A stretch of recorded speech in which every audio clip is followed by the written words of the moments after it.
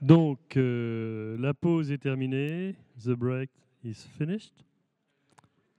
Tu peux dire, vas-y, dans mon très bon anglais, mais c'est pas grave. Is everybody here?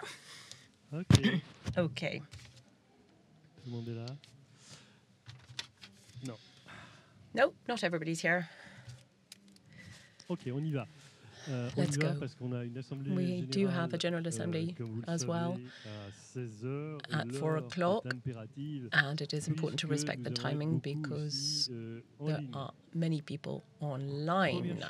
So firstly, you've got a QR code in front of you, and this will allow you to have access to the various exchanges and debates, and to the posters, I believe.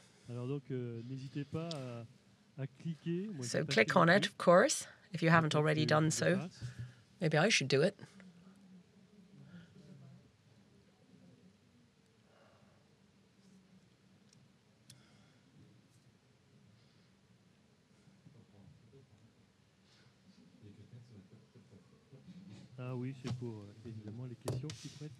And also, this is for the questions that you might want to ask online. Okay, firstly, you have all... you've all come back. Wonderful. Let's move on. Il faut que j'échappe, oui. Il faut que j'échappe. D'accord. Ah oui, avec la souris, d'accord. Oui, ça c'est bon. Ah oui, d'accord, ok. Ok, d'accord. Nous allons commencer par... We're going to begin this session shortly. Comment? Un moment?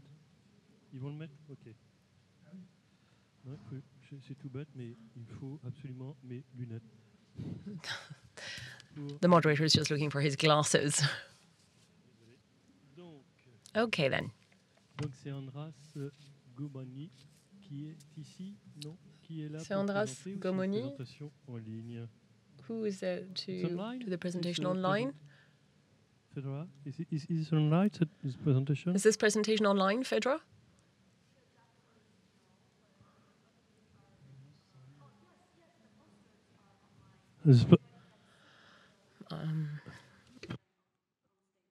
Okay, nobody for present is a poster. No, so just like this.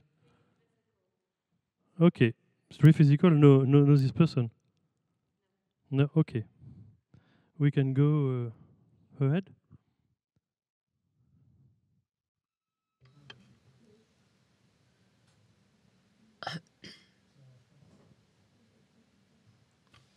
Yeah, no, Hungary participant. No, I isn't. No. Nobody? Yes? Ah, c'est le prochain. OK.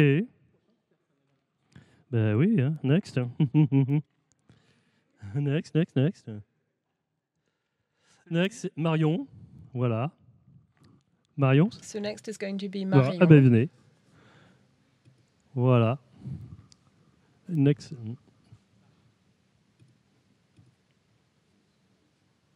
Donc vous avez, en toute logique, 2 minutes, mais si c'est 3, ce sera 3. 2 minutes, maybe it could be 3. Hello, everybody. I am going to talk to you very briefly about this poster. We're going to talk about the Lepidochromy plates as a source of information for a forgotten technique. Now, these plates, well, what is it? It's a technique for transferring the scales from butterfly wings onto paper. And this is a technique that can be found initially in the 17th century. It was used a great deal. And we began to wonder, we found a Lepidochromy collection in MUZOO, and so we started to ask questions about this, much like, what is this? What's it all about? Many museums actually have this kind of collection, but they don't know about it because often it's filed in the books of fine art books or water paintings, etc. But actually, they really are scales from the wings of butterflies. So we started to wonder how they managed to do this, which material was used, and how could we arrive at this degree of absolute precision that we found on the plates in MUZOO. A research project was done with the Haute École Arc in Neuchâtel, working with MUZOO. And we used non-invasive techniques in order to explore the plates, especially RTI, which is an imaging technique which allows you to go further using water. Well, using LED lights, we're able to see the relief outline of objects. It's a hidden surface, if you like. And we worked with bachelors who were working on this technique, and we tried to imitate it. We tried to carry out our own lepidography using facsimiles and to try different types of glue, different types of paper, because the only source of information that we have for the technique is a small book written in the 19th century by a certain Mr. Poulain. And he wrote all about how to transfer these butterfly scales. I hope I'm within the time limit allotted. If not, I can keep going. De vous présenter dans quel cadre you could introduce yourself. Étude a été faite. And within what framework was this study carried out? Well, it's a research project. We did that with the Haute École Arc, which is a school dedicated to restoration, with MUZOO, which is our museum in Switzerland. We found these objects, and chatting with members of the research bureau in the Haute Arc school, we realized that there was already a project underway using RTI, this reflective transference imagery, and we wanted to go further on Lepidochromy. So your poster is really an announce, if you like, to other natural history museums where you're asking them to look into the collections to see if they have other botanical plates or whether these are these Lepidochromy plates. Well, I would love it to be so. If the museums want to do that, if they want to carry out that search and go and look in their collections, I would be delighted. We would obviously be very interested by your results. But I think it's also about sharing knowledge and understanding how we can have that level of precision. You don't really see it here, but these plates are tiny, and the transfer of image has been done in such a fashion that we wonder, how they could have found the techniques to do that. It's not easy to do that today. Thank you. Any questions regarding this technique? That I'm discovering myself, actually. Dorit? Can you point us in the poster which is the original? Is there an original one in the poster that we can? The original ones are on the top, and the new ones are at the bottom. But vous avez un pointeur ou quelque chose? Do you have a pointer? Peut-être avec la souris. Okay, so these ones are original, and here you have the new ones. And here you have the difference between a real one and the imaging with the RTI technique. So here it's real, here too, and here are the new ones made by the students. Pas d'autres questions? Any other questions? Moi, je l'ai pris comme une annonce. I had like a bit of a call for help. So go and look in your basements, please. Go and look around and see what you have. Perhaps you have this. I was not familiar with this technique. Jacques? Let's move to the next one then, please.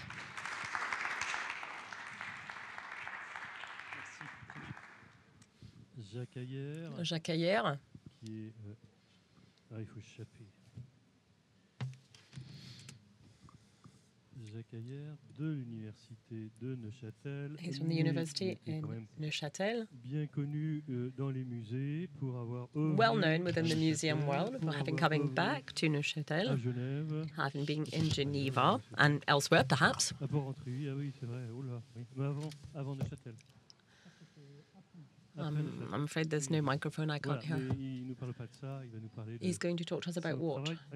About his current work. Thank you everyone. Can you hear me? Yes. Good afternoon. Bonjour pour ceux qui Hello everybody. Hello to those to whom I haven't already said hello. Now I'm going to speak in French because it's already difficult enough for me to present this in French. I can't imagine doing it in English.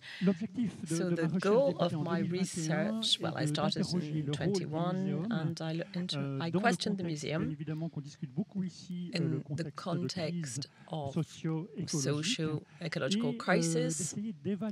What I was trying to assess the impact of this crisis on the mission and the functioning of museums. And to reach results, the first step is to look in the mirror and say, how have museums played a role in society, and that since the first curiosity shop in the 16th century, 17th century, and try and see then if there's been any kind of evolution. Well, of course, there's been one that was, is the museum a scientific instrument, one for divine contemplation? Is it a societal instrument? We try to separate trends, and then the second chapter is analysis of the what is existing today, a kind of photo of the current situation, the development of museums today. And to do that, in 2021, I launched an international questionnaire. So nearly 800 museums were contacted. They didn't all reply, as you can see, 160 of them did. And this allowed us statistically already to learn some lessons and to recognize some changes that had been taking place. There were 7 general questions. Some museums perhaps didn't understand because it was very long, so I'd like to take this opportunity to thank those who did. 38 were multiple choice questions. So I had to look at roughly 11,000 responses in order to try and get statistical answers. And for the open questions, there were more than 30, almost 30, and I had to try and resume the replies, make a sort of summary of the replies that I received. Now, I would like to thank the museums which participated in the survey, and I'd like to thank NatEast and Turret and Fedra, who were of a great help to me in disseminating this survey. The third part then was focused on identifying practices. We've already seen some in the presentations that we've had today, and these are techniques that allow us to bring a response to the table, a clearer response given the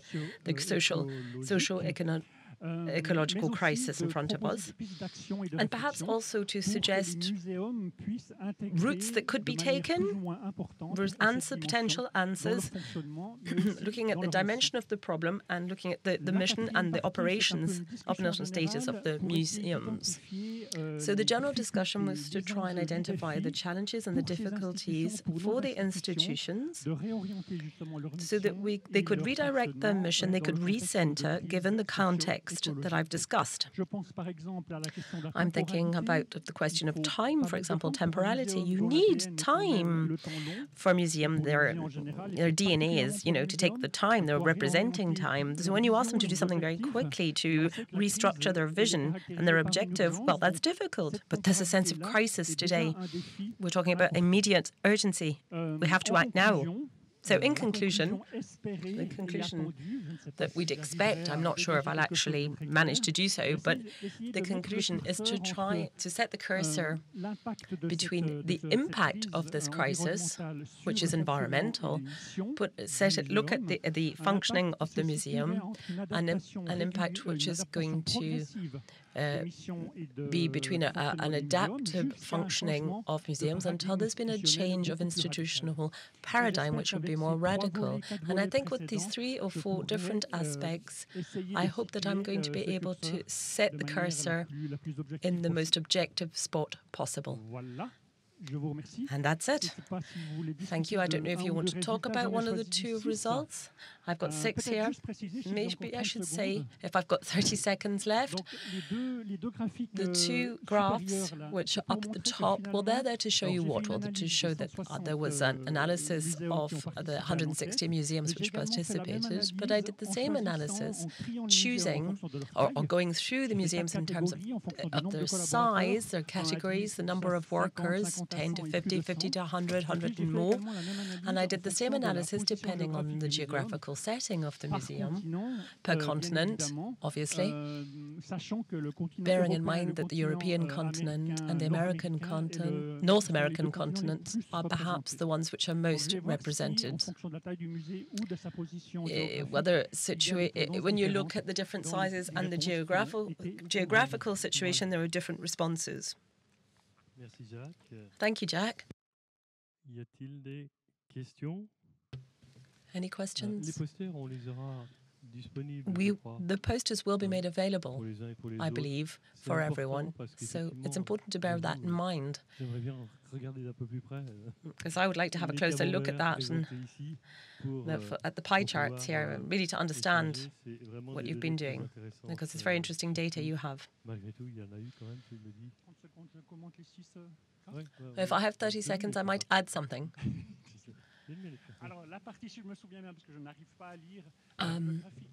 This graph here, in the center, at the middle, have they rethought their research policy given the socio-ecological crisis? And here you can see in red, the majority have not envisaged changing their priorities, but there are some institutions who have, who are actually currently doing it. And a last graph on the bottom at the right, when we said to museums, what do you think are the main challenges in front of us for the upcoming years? You can see yourself the pie chart. There's a financial challenge. It's not very surprising, really. But in red, we have sustainability. And I think it is more and more taken into consideration by these institutions. And also in green, you have this paradigm shift. So many museums are aware of this, that they're going to have to probably change the paradigm as we've understood it up until today. And I'm going to stop there. It's a questionnaire, but the survey was carried out, what was it, 2 years ago? So I suppose you're following the research and following the changes, yeah. We're going to conclude this year, and I'm going to send this report to all the institutions which participated in the survey, and I'm going to do this in the upcoming weeks, because all the results have been analysed. Thank you very much, Jacques. Merci, Jacques. It's finished? We have some... Yeah. She's in line? Agota, she's in line, or?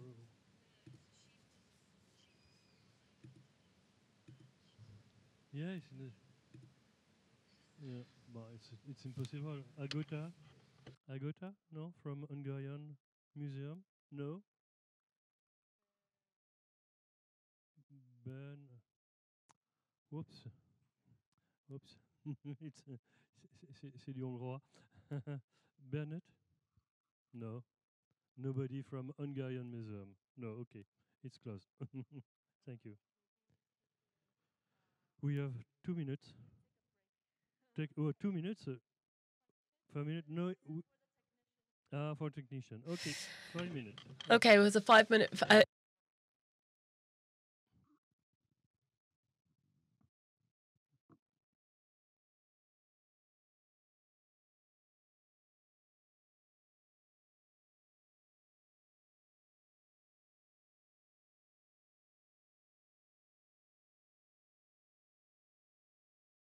The General Assembly is going to begin very shortly. So this is for members of the Nathist committee. They're going to vote on a procedure that's going to be indicated by FEDRA. So time is of the essence. We also have members from the committee who are joining us online, so we have to be fairly punctual. So on that note, I'd like to say thank you to you all. For those who are leaving, thank you. Thank you again.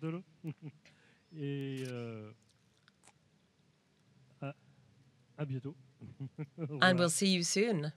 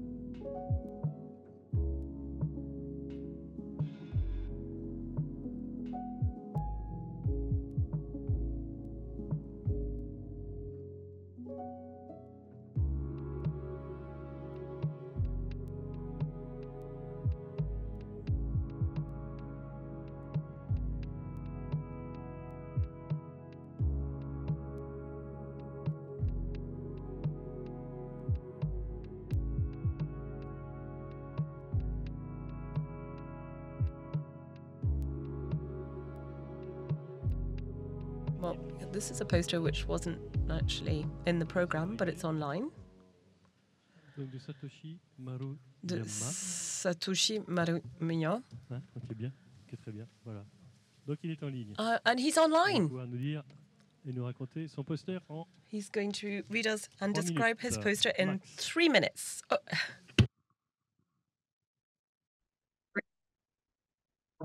How to inherit Natural History Museum exhibition as collection for the future. Introduction. Exhibition in Natural History Museum serve as both evidence of the Earth's natural history and records of evolving understanding of it. Traditionally, this exhibition has been documenting using two-dimensional methods, photograph, catalog, and panels. We explore the potential of accessible 3D digitization methods. Material methods. We use methods LiDAR and photogrammetry. We use applications Canvas and Luma AI. Results and discussion. So, about 10, under about 10 centimeter quality is bad, but so over about 10 centimeter quality is good. Some is so this 3D digitization. So, as a result, 3D modeling was easily accomplished using Canvas and Luma AI for specimen measuring 10 of centimeters in size, exhibition room measuring several meters, and the exterior of pavilions spanning 10 or meters in size. Conclusion and remarks. The detection of exhibition through application of a portable device is an effective method for preserving natural history museum collection for the future. Some museums can record exhibition affordably by using free application for 3D digitization. Yes, thank you.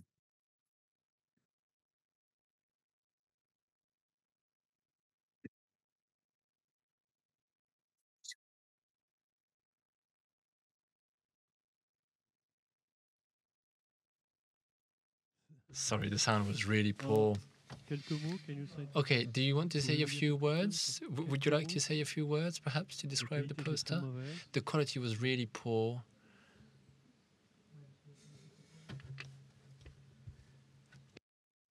Non, on va pas repartir parce que là,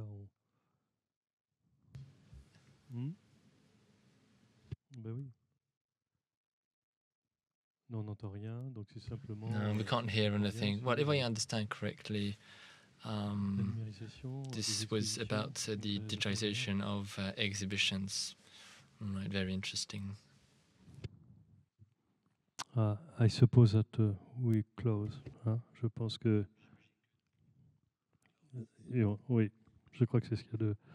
Right, on est désolé. We will end the session like this. Sorry for this technical glitch, but unfortunately, what we can't plan is.